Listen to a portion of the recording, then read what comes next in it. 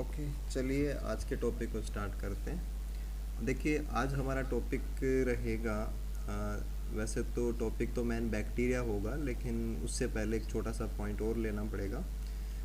Three domain system, और बाद में हम बैक्टीरिया पे जाएंगे, देन आर्की बैक्टीरिया, और देन बाद में यूकैरियोट्स को डिस्कस करेंगे। ठीक है, इससे पहले हमने जो किंगडम सिस्टम हैं उनको डिस्कस कर लिया था, और मेनली जो 5 किंगडम क्लासिफिकेशन है उसको भी हमने डिस्कस किया था। तो चलिए स्टार्ट करते हैं आज के टॉपिक को। अगर 3 डोमेन सिस्टम की बात की जाए तो इसका मतलब ये है कि जो एंटायर लाइफ है ग्लोब के ऊपर, जो एंटायर लाइफ है उसको 3 बड़े भागों में ना 3 डोमेन्स में डिवाइड किया गया है। 3 डोमेन्स, ठीक है। और ये जो डोमेन्स के रूप में जो कॉन्सेप्ट दी है ये कार्ल वूस का है, कार्ल वूच, और इनके साथियों का रहा हुआ है ये काम, और 1990 का मैटर है। ओके, तो कार्ल वूच के द्वारा ये 3 डोमेन सिस्टम दिया हुआ है 1990 के अंदर। अब इसको समझना है कि ये 3 डोमेन सिस्टम क्या है। ओके, तो एक्चुअल में ये इवोल्यूशनरी एस्पेक्ट है, इवोल्यूशन बेस्ड है, यानी कि फाइलोजेनेटिक है, फाइलोजेनेटिक सिस्टम है, फाइलोजेनेटिक लेवल का है। और फाइलोजेनिक को निर्धारित करने के लिए कि एंसेस्ट्री क्या है, कौन किसके क्लोज है, कौन किससे दूर है, इसके लिए उन्होंने जो टेक्निक यूज़ की है ना, that is ribosomal RNA based.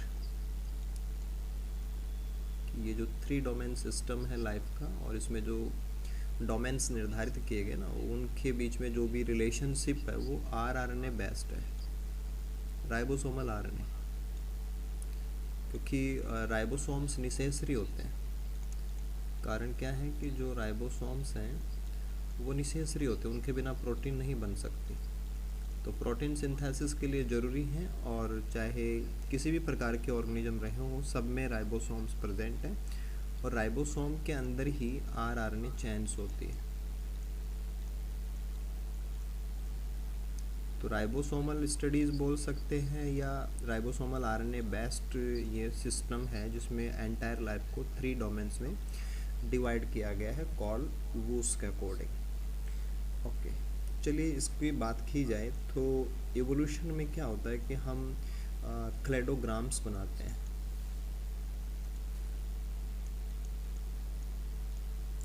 Cladogram यानी कि एक जो ब्रांचिंग पैटर्न होता है ना, उसके बिहाफ के ऊपर हम क्लैड्स को या इवोल्यूशनरी जो लिनेज होते हैं उनको एक डायग्राम के रूप में रिप्रेजेंट करते हैं। इवोल्यूशनरी जो लिनेज होते हैं ना, इवोल्यूशनरी लिनेज, उनका डायग्राम के रूप में ना,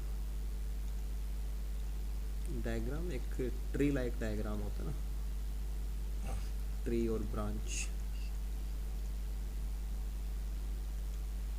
तो एक ट्री और ब्रांच लाइक डायग्राम के रूप में रिप्रेजेंटेशन किया जाता है जब हम फाइलोजेनेटिक ट्रीज या क्लेडोग्राम्स इनकी बातें करते हैं। तो इन्होंने भी एक क्लेडोग्राम ही दिया है, और उसको इन्होंने कुछ इस प्रकार से समझाया है कि तीनों जो डोमेन्स हैं उन तीनों डोमेन्स का एक कॉमन एंसेस्टर रहा हुआ है, और इसी कॉमन एंसेस्टर से bacteria, then archaebacteria and eukaryota originate हुए। थोड़ा सा इसको एनालाइज करते हैं ताकि लिखने में आराम रहेगा। ओके,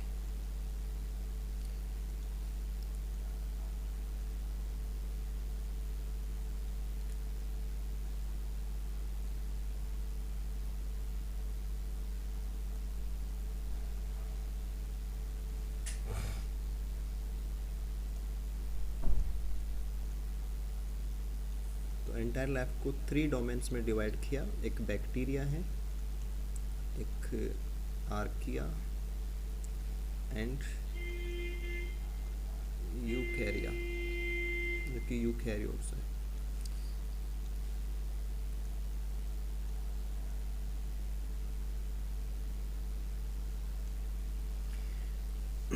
ठीक है, यहाँ पे कुछ चीज़ें आपको और भी समझनी होती हैं कि इस क्लेडोग्राम के अंदर ये जो वाई एक्सिस होती है ना, जैसे द वाई एक्सिस टाइम को बताती है, टाइम को रिप्रेजेंट करती है। तो देखिए ये जो टाइम रहा था, यहाँ से हम टाइम देखते हैं, दिस इज द टाइम।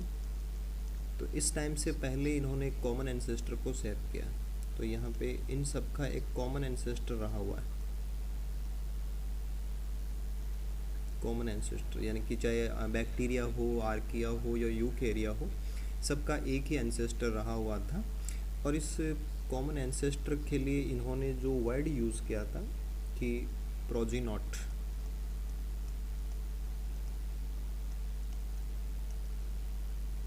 कि इनको प्रोजीनोट के रूप में रिप्रेजेंट किया था। कि हालांकि इनके अंदर 3 ग्रुप्स हैं, 3 डोमेन्स हैं, लेकिन कॉमन एंसेस्टर जो थे इनके, कॉमन एंसेस्टर कौन थे? प्रोजीनोट्स थे। और प्रोजीनोट्स से फिर ये 3 डोमेन्स हैं, ये ओरिजिनेट हुए हैं। और प्रोजीनेट्स के लिए ही जो दूसरा वर्ड हम यूज़ कर सकते हैं वो है LUCA, लूशा। लूशा का मतलब है last universal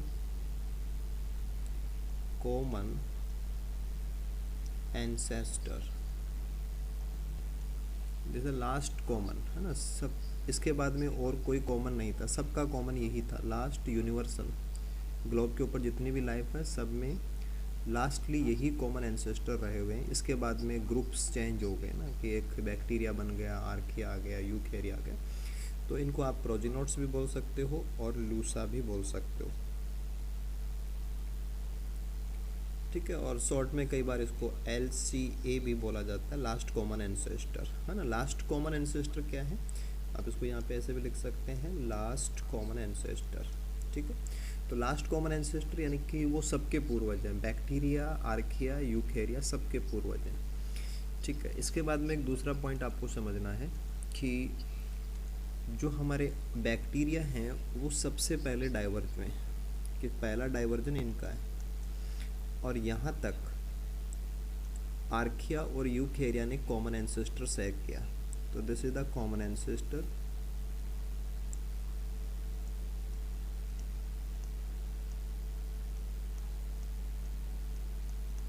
common ancestor for archaea and eukarya। यानी कि इसको आप फॉलो करेंगे तो आपको ये पता चलेगा कि आर्किया और यूकैरिया का कॉमन एंसेस्टर यहाँ है इस टाइम पे, जबकि सबका कॉमन एंसेस्टर यहाँ रहा हुआ है। तो बैक्टीरिया पहले डाइवर्ज हो गए, फर्स्ट डाइवर्ज, और उसके बाद में आर्किया और यूकैरिया का एक कॉमन एंसेस्टर रहा हुआ है। और इस सेकंड ग्रुप में से बाद में आर्किया और यूकैरिया सेपरेट हुए। तो 3 डोमेन्स हैं, और 3 डोमेन्स के अंदर बैक्टीरिया सबसे पहले सेपरेट हुए इवोल्यूशनरी स्टडीज़ के आधार पे। ये RNA बेस्ड है सारा का सारा। तो RNA स्टडीज़ के अकॉर्डिंग या राइबोसोमल स्टडीज़ या फाइलोजेनेटिक स्टडीज़ के अकॉर्डिंग पहला ग्रुप बैक्टीरिया है, उसके बाद में आर्किया एंड यूकैरिया ने कॉमन एंसेस्टर शेयर किए हैं, और बाद में आर्किया और यूकैरिया सेपरेट आउट हुए हैं। तो इससे एक चीज़ ये भी निकल के आती है कि बैक्टीरिया दूर हैं, फार फ्रॉम यूकैरिया, क्योंकि जिन्होंने कॉमन एंसेस्टर बहुत पहले शेयर कर लिया था उनमें चेंजेस ज़्यादा आ गए। और इसी प्रकार से हम कह सकते हैं कि जो आर्किया हैं they are close to eukarya. तो थोड़ा सा दिमाग में ये रहता है कि आर्किया बहुत पहले क्यों होने चाहिए। नहीं, ऐसा नहीं है। 3 डोमेन सिस्टम के अकॉर्डिंग बैक्टीरिया यूकेरिया से दूर है ना। इनका कॉमन एंसेस्टर पहले ही हो गया था ना यहाँ पे, और जबकि इनका कॉमन एंसेस्टर बाद में रहा हुआ है। तो जिनके कॉमन एंसेस्टर अभी अभी रहे हुए हैं या लास्ट में रहे हुए हैं, उनके करैक्टर मिलते हैं ज़्यादा। तो आर्किया यूकेरिया से रिजेंबल करता है। क्लोज का मतलब करैक्टर ज़्यादा मिलेंगे।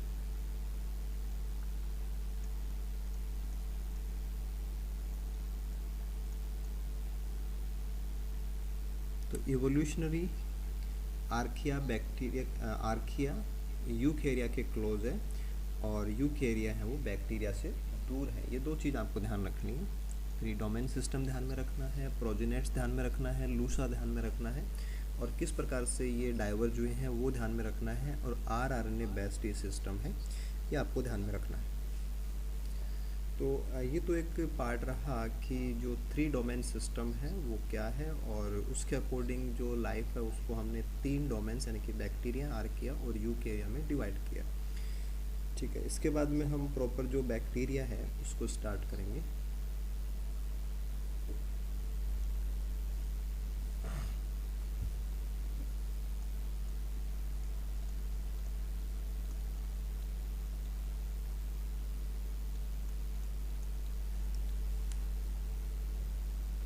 ठीक है, एक तो सबसे बड़ा इश्यू ये है कि ये फास्टली इवोल्व हुए हैं, सबसे पहले इवोल्व हुए हैं।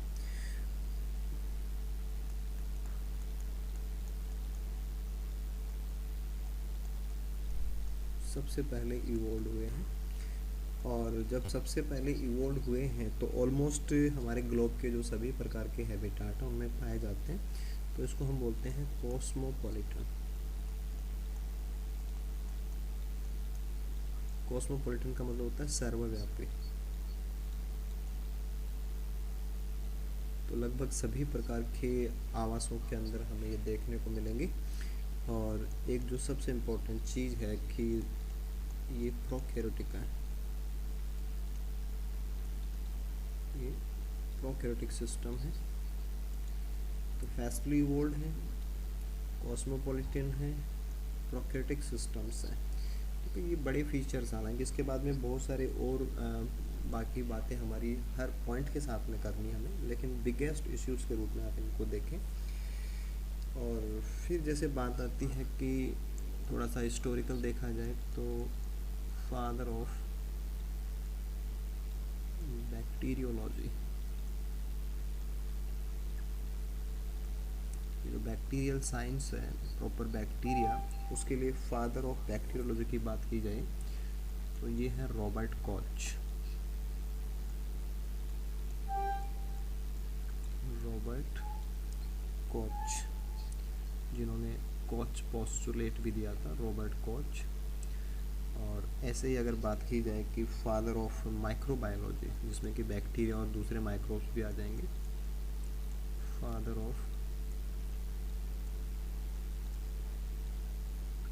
माइक्रोबायोलॉजी, ये है एंटोनी वॉन ल्यूवेनहॉक।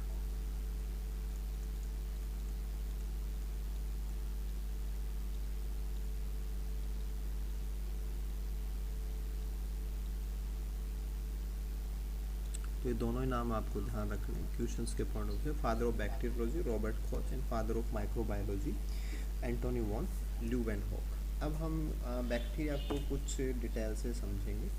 तो पॉइंट वाइज इनकी बात करते हैं कि पॉइंट बाय पॉइंट। चलिए सबसे पहले बात करते हैं मॉर्फो को लेकर के।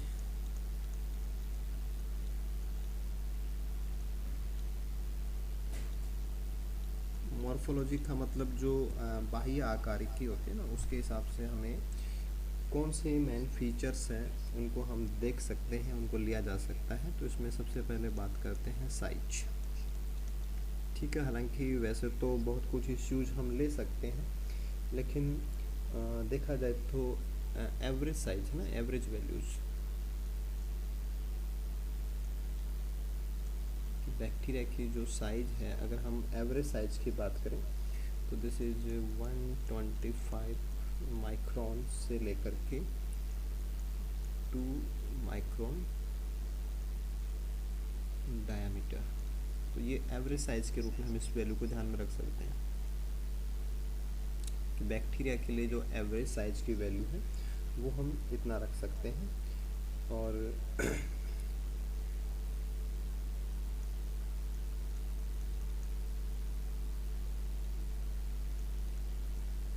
मैक्सिमम साइज, मिनिमम साइज, और एक जैसे कि बात की जाए कि हम मिनिमम मैक्सिमम किन के लिए ले रहे हैं, तो जो बैक्टीरिया की सबसे कॉमन फॉर्म होती है, हालांकि बैक्टीरिया के कई सारे फॉर्म्स होते हैं लेकिन सबसे कॉमन जो फॉर्म होती है वो रॉड शेप्ड फॉर्म होती है। रॉड शेप्ड फॉर्म सबसे कॉमन फॉर्म होती है और इसके लिए हम बैसिलस वर्ड भी यूज़ कर सकते हैं, बैसिलस। तो बैसिलस फॉर्म सबसे कॉमन फॉर्म होती है, रॉड शेप्ड फॉर्म। ठीक है, मैक्सिमम साइज़ की बात की जाए या मिनिमम साइज़ की बात की जाए तो स्मॉलेस्ट रॉड शेप जो बैक्टीरिया है वो है डायलिस्टर। मिनिमम किसके लिए होगा? डायलिस्टर। और स्पीसीज का नाम है न्यूमोनसाइट्स।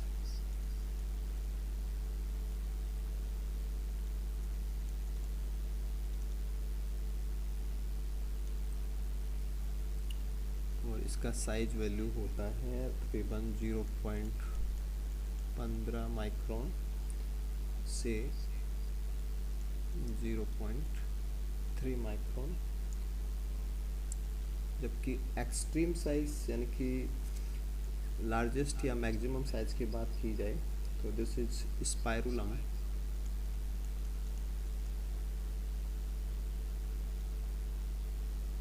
स्पाइरुलम वोलुटेंस।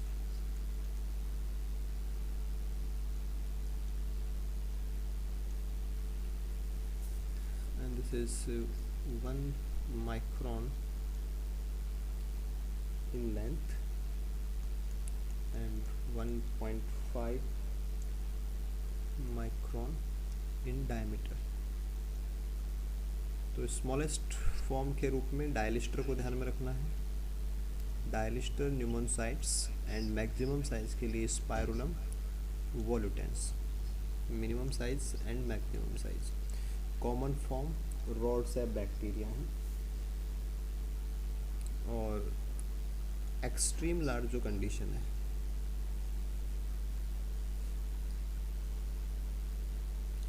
तो लार्जेस्ट अमॉन्ग ऑल बैक्टीरिया, तो रॉड शेप्ड के लिए, this is for rod shaped, largest among all bacteria. सभी बैक्टीरियल स्पीसीज में सबसे बड़ा जो साइज है वो जिस बैक्टीरिया के पास है वो सल्फर बैक्टीरिया है। This is Thipsa volutans. Thipsa, THIP, Thipsa volutans. This is sulphur bacteria.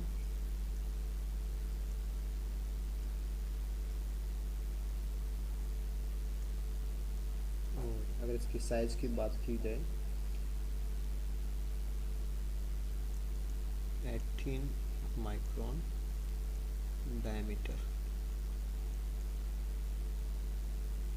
तो सल्फर कंटेनिंग जो बैक्टीरिया है या सल्फर बैक्टीरिया है थिप्सा वोलुटेंस, वो सभी बैक्टीरिया में सबसे बड़ा है।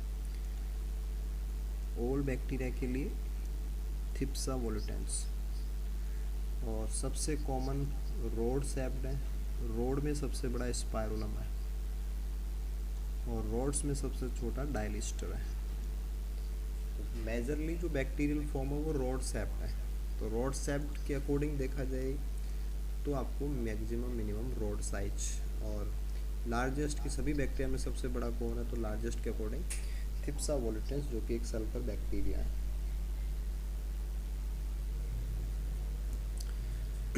इसके बाद में सैप की बातें ली जा सकती हैं, हालांकि सैप की बातों में तो ज़्यादा कुछ ऐसे पॉइंट्स नहीं रहते, लेकिन कुछ चीज़ें ध्यान में दी जा सकती हैं कि वन इज कोकाई फॉर्म।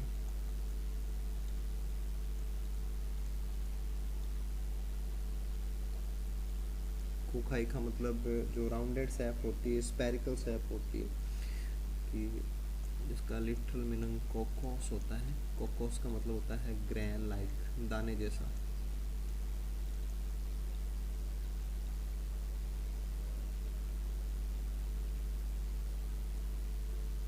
तो सिंगल फॉर्म हो या माइक्रो कोकाई,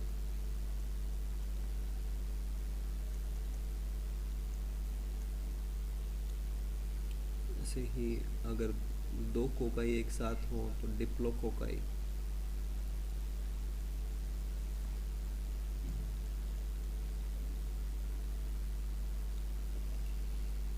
अगर कई सारे कोकाई एक चेन बना रहे हो तो स्ट्रैप्टो, चेन के लिए स्ट्रैप्टो।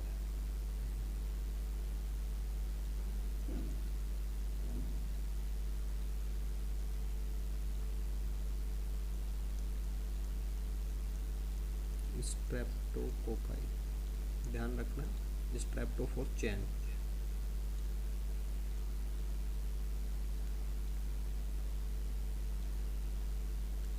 ठीक है, इसी प्रकार से टेट्रार्ड्स हो सकते हैं।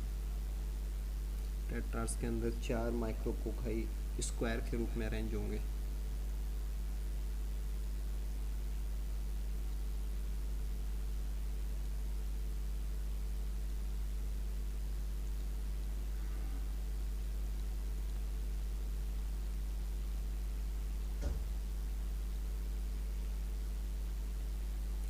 एक वर्ड आता है स्टेफिलो कोकाई। स्टेफिलो, ये थोड़ा सा आपको ध्यान रखना है। स्टेफिलो कोकाई, स्टेफिलो का मीन जो निकालेंगे कि अंगूर का जो गुच्छा होता है ना, ग्रेप्स का जो ग्रुप होता है, अंगूर के गुच्छे जैसा डिज़ाइन होना चाहिए, है ना। तो अंगूर का गुच्छा ऊपर से चौड़ा होता है और नीचे से वो संकरा होता चला जाए, नंबर ऑफ सेल्स कम हो जाती है। तो ऐसा कुछ डिजाइन कि अंगूर के गुच्छे जैसा अगर उनका ग्रुपिंग आ रहा ना, तो उसके लिए होगा स्टेफिलो। ठीक है, ग्रेप्स के गुच्छे जैसा ना, स्टेफिलो। ठीक है, ऐसे ही सारसीनी, सारसीनी वर्ड लिया जाता है, सारसीनी।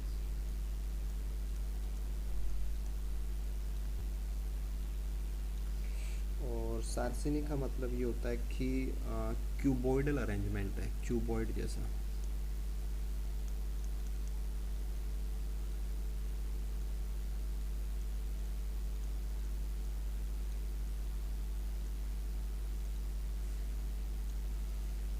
क्यूबॉइड शेप का मतलब जैसे अपन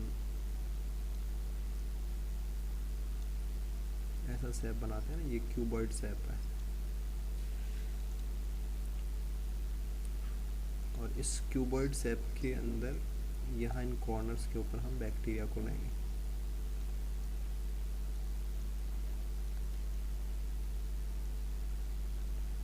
तो क्यूब के जो कॉर्नर्स होते हैं ना, उन कॉर्नर्स की तरह पे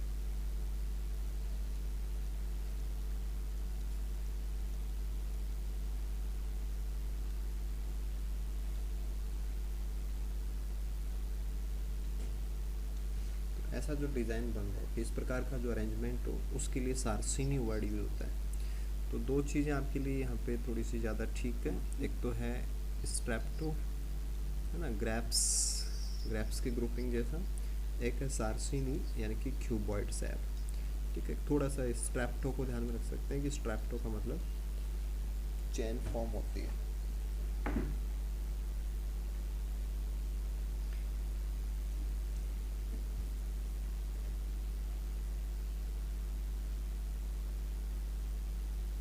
ठीक है, इसके बाद में एक स्पेसिफिक टर्म और ले सकते हैं हम, ये है पैलिसेड।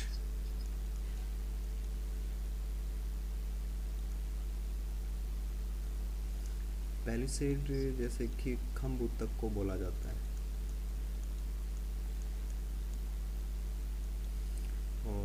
कम ऊतक के अंदर जो क्लोरीन कायमेटा सेल्स होते हैं वो अपनी लंबाई में बढ़ करके 1 बाय 1 अटैच हो जाते हैं, तो वहाँ से पैलिसेड का फॉर्मेशन होता है। लेकिन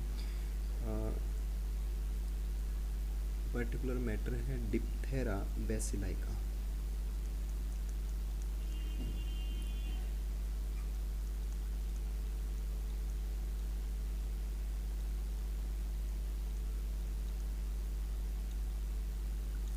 और डिप्थेरा बेसिलाई के अंदर जो सेल्स हैं वो लाइन बाय लाइन अरेंज हो जाती हैं।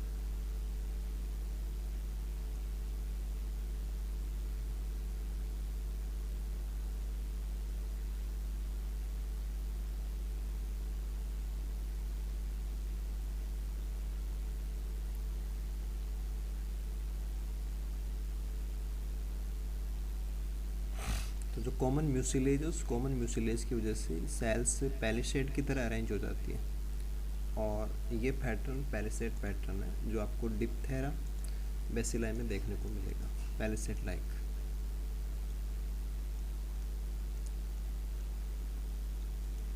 सेल्स अरेंज लाइक, जैसे खम्ब ऊतक के अंदर क्लोरीन कायमा अरेंज होता है ना, बिल्कुल उसी प्रकार से अरेंज हो जाएंगी। ठीक है, इसके बाद में एक और शेप ली जा सकती है, दिस इज स्पाइरल और हेलिकॉइड।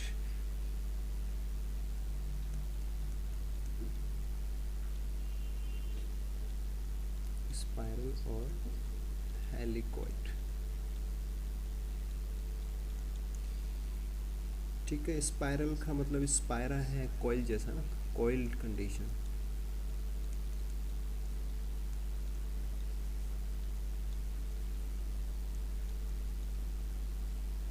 कि कुंडलित जो अवस्था होती है ना, बिल्कुल इस प्रकार का, जैसे कि कॉर्क स्क्रू जैसा, कॉर्क स्क्रू लाइक। जैसे हमारे स्क्रू के अंदर डिजाइन्स होते हैं, बिल्कुल उसी प्रकार से spiral shape, cork screw like. और इसमें हमारे पास दो ऑप्शन हैं, वन इज स्पाइरिला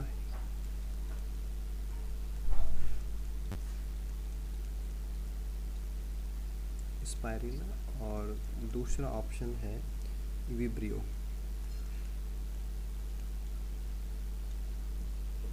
तो दोनों में अंतर है। देखो विब्रियो के अंदर तो एक खोमा सेप्ड है और घूम करके बस घुमाव है इसमें, और वो इतना सा ही घुमाव है, कोमा सेप्ट।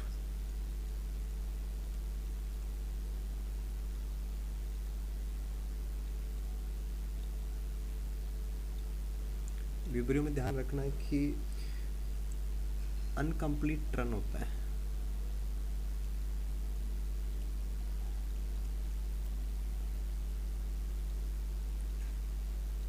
अनकम्प्लीट टर्न, एक पूरा टर्न भी कंप्लीट नहीं होता है।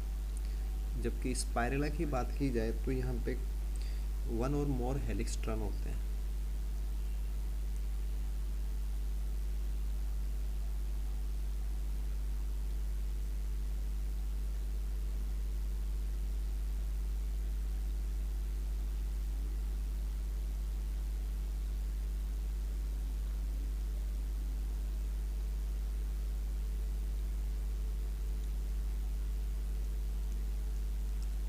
एक या ज़्यादा है ना, वन और मोर कंप्लीट टर्न।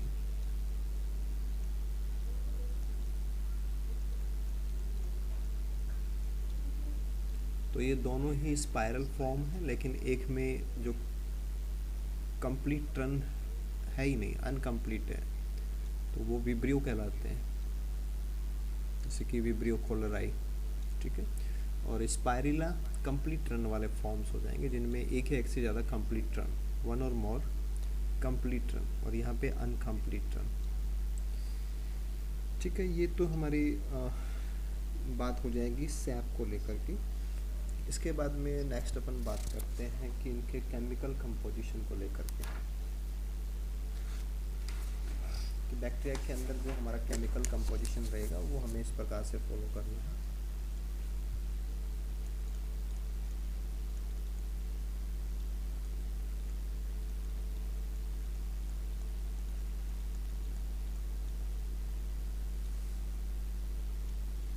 रासायनिक संगठन हो सकता है ना कि ये एक एवरेज वैल्यूज है।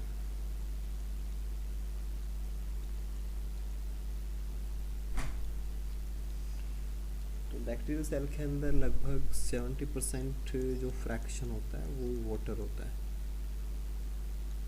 70% वाटर होता है और 30% उसका ड्राई वेट होता है।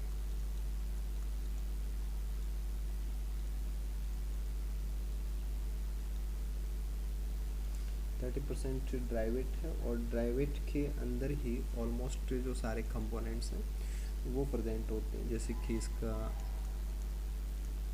डीएनए है अराउंड 3%, जो आरएनए है उसकी मात्रा डीएनए से ज़्यादा होगी क्योंकि राइबोसोम्स वगैरह में भी आरएनए पाया जाता है। और प्रोटीन्स सबसे बड़ा फ्रैक्शन होता है तकरीबन 70%। उसके बाद में कार्बोहाइड्रेट्स हैं, पॉलीसैकेराइड्स, तो ऑलमोस्ट 5%। और लिपिड्स ड्राई वेट में ओनली 6% कंट्रीब्यूशन और फॉस्फोलिपिड्स ओनली 4%।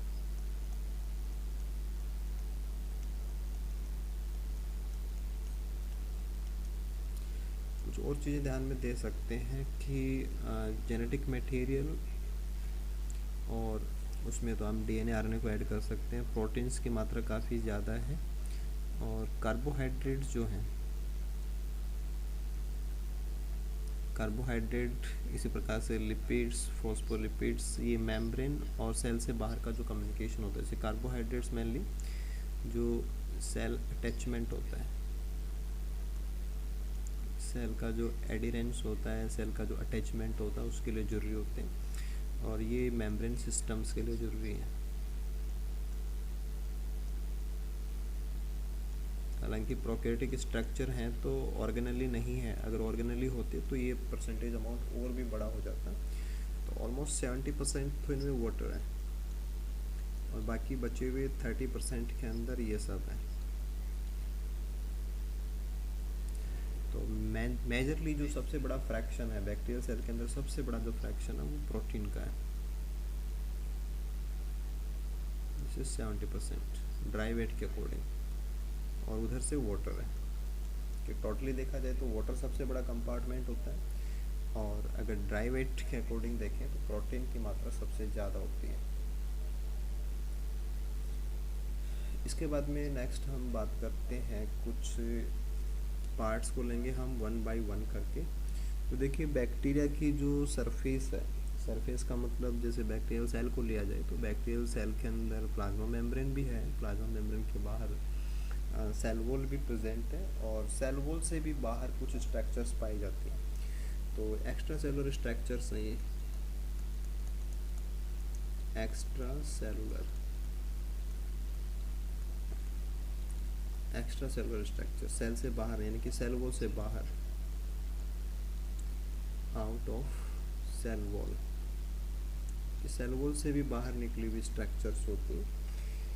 देखिए बैक्टीरिया में स्ट्रक्चर के पॉइंट ऑफ व्यू से और एक्स्ट्रा सेलुलर स्ट्रक्चर के पॉइंट ऑफ व्यू से आपको दो चीज़ें ध्यान देनी है कि सेल वॉल से बाहर जो हमें मिल सकता है ना, उसमें हमें दो चीज़ें देखनी है कि जैसे हमने एक बैक्टीरियल सेल बनाई,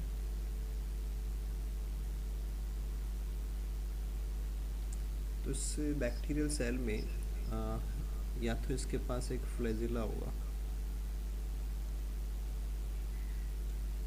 ठीक है। फ्लैजिला एक से ज़्यादा भी हो सकते हैं, कहाँ होंगे उसके आधार पे फिर पूरे टाइप्स हैं इसके, ठीक है।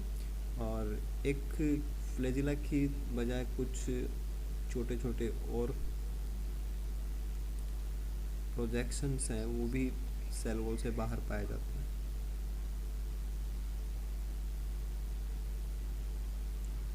तो अपेंडेजेस के रूप में, ये सब अपेंडेज है, सेल वॉल से बाहर कुछ निकला हुआ ना, तो उसमें दो प्रकार के स्ट्रक्चर हैं। एक स्मॉल साइज के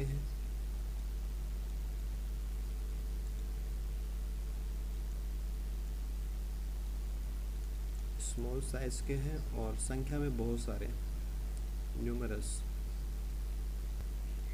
संख्या में काफ़ी सारे हैं, इनको हम बोलेंगे पिल्लई।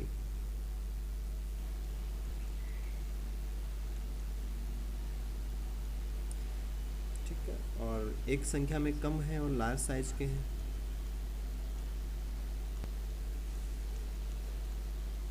लार्ज साइज और फ्यू इन नंबर, तो संख्या में कम होते हैं, इनको हम बोलते हैं फ्लैजिला।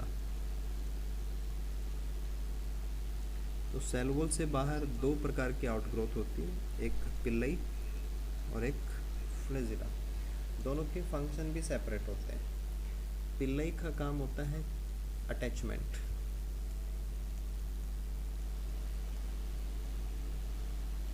अटैचमेंट किसी भी सतह से।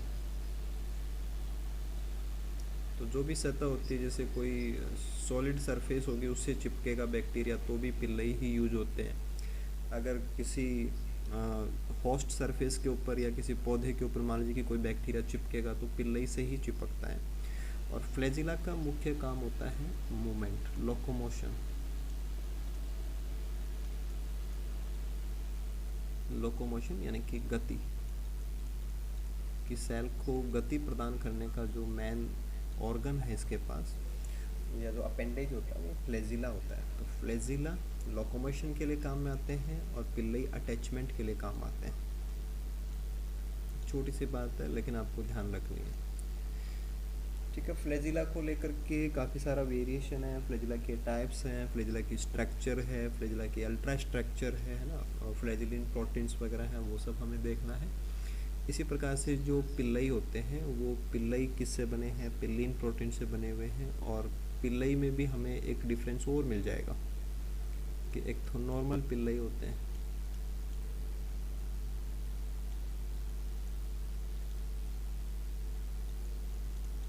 और दूसरे सेक्स पिल्लई होते हैं, इनको सेक्स पाइलस भी बोला जाता है। तो नॉर्मल पिल्लई तो नॉर्मल फंक्शन यानी कि अटैचमेंट, जबकि सेक्स पिल्लई का रोल होता है कंजुगेशन।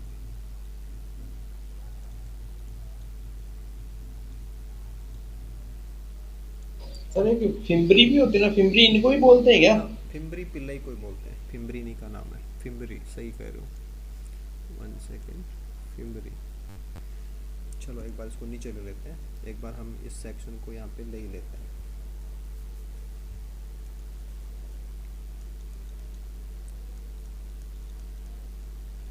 देखो वर्ड है पाइलियस, है ना, सिंगुलर, और प्लूरल में हम इसको बोलेंगे पिल्लई। ठीक है, और इसी का सिनोनिम है, दूसरा नाम इसी का, दिस इज फिम्बरी। तो पिल्लई बोल दीजिए या फिम्बरी बोल दीजिए, एक ही बात है। ठीक है ना, वो पर्यायवाची शब्द ही हैं। ओके, कंपोजिशन ये देखा जाए तो फाइन हेयर लाइक स्ट्रक्चर्स होती हैं, फाइन हेयर लाइक स्ट्रक्चर्स हैं और आउटग्रोथ हैं, दीज आर आउटग्रोथ। और आउटग्रोथ भी किसका है, प्रोटोप्लाज्म,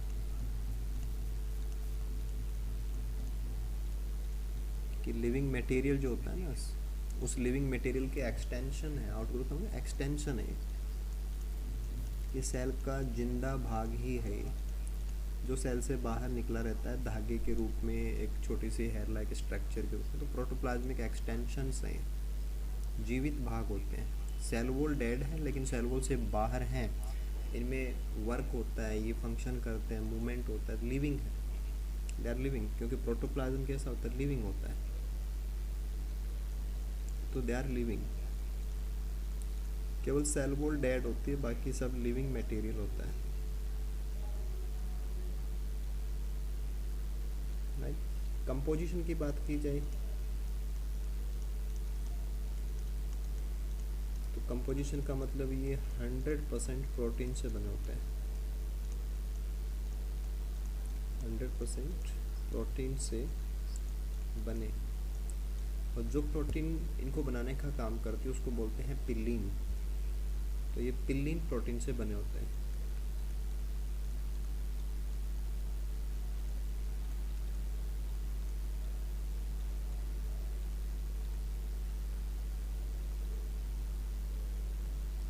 तो फ्लैजिला फ्लैजिलीन प्रोटीन से बने होते हैं, पिल्लई पिल्लीन प्रोटीन से बने होते हैं। और पिल्लीन प्रोटीन के जो मोनोमर होते हैं, इसके जो मोनोमर होते हैं, ये मोनोमर जुड़ करके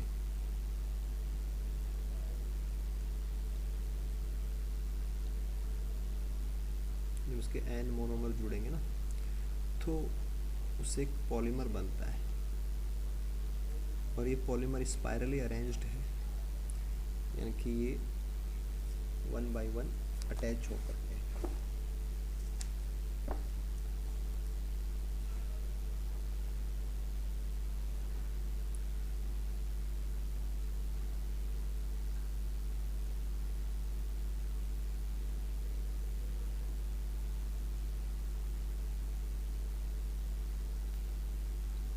तो स्पाइरल अरेंजमेंट होता है, यानी कि स्पाइरल का मतलब कुछ इस प्रकार से अरेंजमेंट आपको लेना पड़ेगा।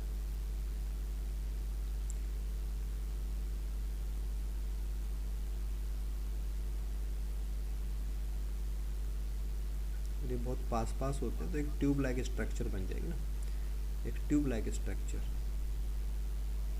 तो ये इनका पॉलीमराइजेशन है कि यूनिट्स हैं वो पॉलीमराइज होंगी, और एक हेलिकल कन्फर्मेशन के अंदर और एक स्पाइरल अरेंजमेंट के अंदर, स्पाइरली अरेंज्ड। तो सेल वॉल से बाहर, आउट ऑफ सेल वॉल, जो सेल वॉल होती है उस सेल वॉल से बाहर, जैसे आपने यहाँ पे सेल वॉल लिया, तो इस सेल वॉल से बाहर ये स्ट्रक्चर फॉर्मेट होती रहती है।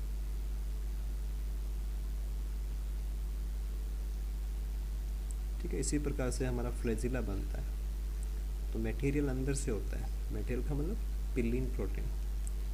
पिल्लीन प्रोटीन बैक्टीरिया के राइबोसोम पे बनेंगी, और राइबोसोम पे बनने के बाद में सेल वॉल से बाहर ये पॉलीमराइज होकर के फिम्ब्री या पाइलस बनाती है।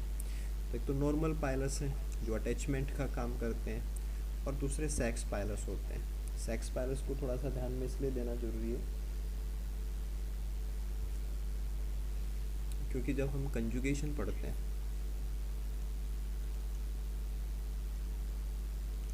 तो कंजुगेशन में हमारे पास एक पॉइंट आता है कि F प्लस सेल्स और F माइनस सेल्स। हम वहाँ पे बताते हैं कि फर्टिलिटी फैक्टर प्लाज्मिड, F का मतलब हम क्या बताते हैं, फर्टिलिटी फैक्टर, फैक्टर का मतलब प्रोटीन होती है, फर्टिलिटी फैक्टर प्रोटीन प्रेजेंट, तब तो हम बोलते हैं F प्लस, और फर्टिलिटी फैक्टर प्रोटीन अब्सेंट, तब हम बोलते हैं F माइनस। तो कोई भी सेल जिसमें ये फर्टिलिटी फैक्टर प्लाज्मिड पाया जाता है, ये प्लाज्मिड होता है। तो अगर किसी सेल में प्लाज्मिड है और जिसके ऊपर अगर फर्टिलिटी वाले करैक्टर्स प्रेजेंट हैं, फर्टिलिटी वाले जीन प्रेजेंट हैं, तो हम उसको बोलेंगे F प्लस सेल, और जिसके पास वो प्लाज्मिड नहीं है उसको बोलेंगे F माइनस सेल। और जिस सेल के पास प्लाज्मिड होता है उसकी सरफेस के ऊपर एक बड़े आकार का पाइलस पाया जाता है, उसकी सरफेस के ऊपर एक बड़े आकार का पाइलस मिलेगा, और इसको अपन सेक्स पाइलस बोलते हैं।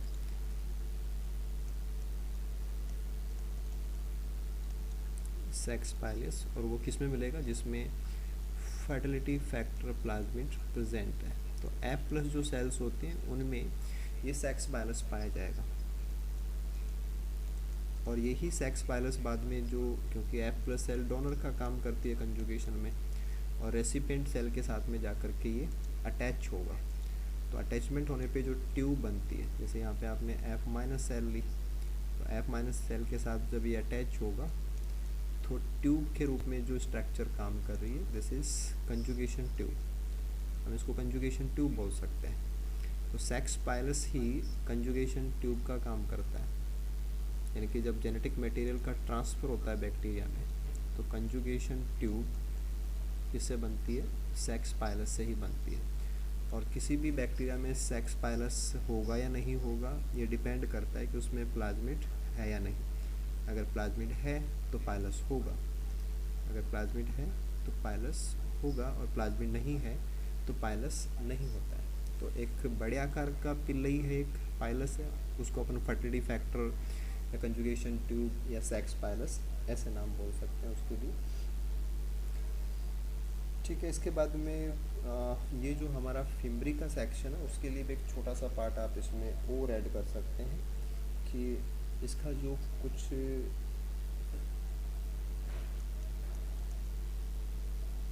डिनोशन जो होता है ना कि दिस इज फिम्बरी प्लस। तो फिम्बरी प्लस जो सेल्स होते हैं या फिम प्लस का मतलब होता है जेनेटिकली एंड फिनोटिकली फिम्ब्रिगेटेड।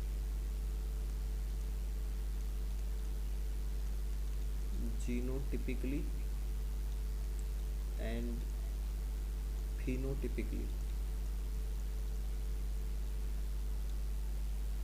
फिम्ब्रिएट।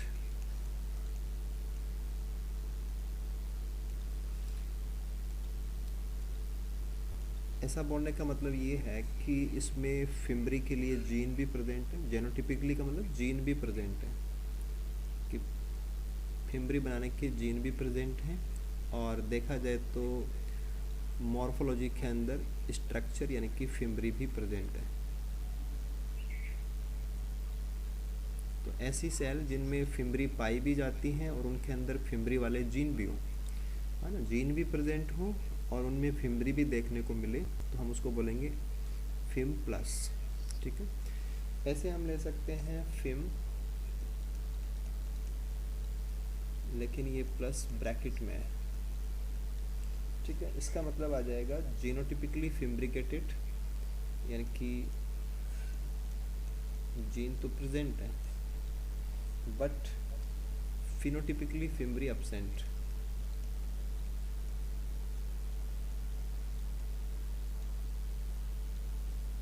ठीक है, तो अंतर हो गया कि जीन तो है उसमें, जीन प्रेजेंट, लेकिन फिम्बरी नहीं बनी हुई है, फिम्बरी एब्सेंट। तो इसलिए हम उसको क्या बोलेंगे? फिम प्लस, लेकिन वो ब्रैकेट में है। सर ये ब्रैकेट के कारण ही है। क्या कह रहे हो? मैंने कहा ये जैसे फिम्बरी ऊपर वाला भी पॉजिटिव है, नीचे भी पॉजिटिव है, नीचे वाला ब्रैकेट के कारण हाँ फिम्बरी एब्सेंट है। हाँ, फिम्बरी, फिम्बरी का जीन है, जीन तो है, देखो जीन तो वहाँ भी थे, जीन यहाँ भी थे, लेकिन उस पर फिम्बरी नहीं है। जैसे ओके। जैसे कोई सेल आपने बनाई तो इसमें उसका फिम्बरी का जीन भी प्रेजेंट है और उसमें फिम्बरी भी प्रेजेंट है, और आप यहाँ पे ये बता रहे हैं कि इसमें फिम्बरी का जीन तो है लेकिन इसमें फिम्बरी नहीं है। तो जीन भी हो और जीन ने फिम्बरी बना भी दी हो तब तो है फिम प्लस, लेकिन जीन है लेकिन फिम्बरी नहीं बनी हुई है तो फिम प्लस, लेकिन प्लस को ब्रैकेट में लेना पड़ेगा। और ऐसे हैं फिम माइनस। तो फिम माइनस का मतलब उसके अकॉर्डिंग हम निकाल सकते हैं कि म्यूटेंट स्ट्रैंड्स हैं ये, म्यूटेंट है ये, है ना। म्यूटेंट का मतलब नो जीन नो फिम्बरी, कि ना तो इनमें जीन है फिम्बरी वाला और ना इनमें फिम्बरी मिलती है अपन को, यानी कि ये ब्लैंक है, ना तो इनमें फिम्बरी है और ना इनके अंदर फिम्बरी वाले जीन प्रेजेंट है। तो F प्लस F माइनस वो तो ज़्यादा कॉमन सा ही रहता है, वो तो हम जानते हैं, लेकिन थोड़ा सा आप इसको भी ध्यान दे सकते हैं कि हाँ फिम्बरी भी पॉलीमराइजेशन है फिम्बरीन प्रोटीन से, तो प्रोटीन का जीन होता है, तो अगर वो जीन है और फिम्बरी बन रही है तो फिम प्लस बोलेंगे। जीन है लेकिन फिम्बरी नहीं है तो फिम प्लस ब्रैकेट वाला यूज़ करेंगे, और जीन ही नहीं है तो वो म्यूटेंट स्ट्रैन है ना, उनमें म्यूटेशन हो रखा है, राइट। तो उनमें ना तो जीन है और ना उनमें फिम्बरी प्रेजेंट है, तो वो ब्लैंक मिलेगा अपन को। तो ये एक छोटा सा सेक्शन कि हाँ इसमें एक दो बात और आप ऐड कर लीजिए कि एक तो जैसे फिम्बरी का मेन काम होता है अटैचमेंट,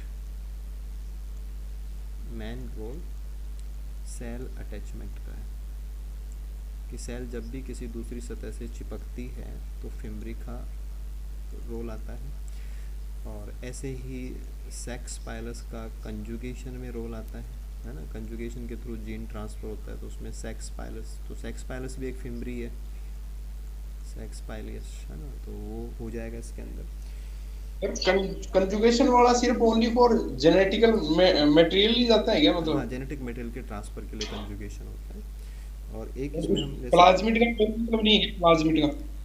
हाँ वो कंजुगेशन में लेंगे अपन कि कंजुगेशन तभी होता है जब सेक्स पाइलस होता है, सेक्स पाइलस तभी होता है जब प्लाज्मिड होता है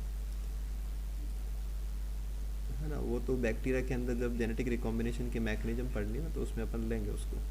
तो कंजुगेशन का मतलब फिजिकल कांटेक्ट होता है दो सेल्स के बीच में, फिजिकल कांटेक्ट के लिए ट्यूब चाहिए, वो ट्यूब सेक्स पाइलस होता है। तो सेक्स पाइलस भी एक प्रकार का फिम्बरी तो है, तो कंजुगेशन में भी पिल्लई ही काम आ रहा है। और ऐसे ही फिम्बरी के पास एंटीजेनिक प्रॉपर्टी भी होती है, एंटीजेनिक प्रॉपर्टीज, कि फिम्बरी की वजह से ही इम्यून सेल्स इनको रिकॉग्नाइज भी कर सकते हैं, तो एंटीजेनिक प्रॉपर्टीज़ के लिए भी आप इनको ध्यान में रख सकते हैं। तो मेन काम अटैचमेंट का है, कंजुगेशन में सेक्स पाइलस काम आता है, और एंटीजेनिक प्रॉपर्टीज भी इनके साथ में जुड़ी हुई हैं। कुछ क्लासिफिकेशन की बातें हैं, प्रेजेंट है या नहीं है उसकी बातें हम ले सकते हैं। तो ये एक अपना पार्ट रह जाएगा फिम्बरी को लेकर के।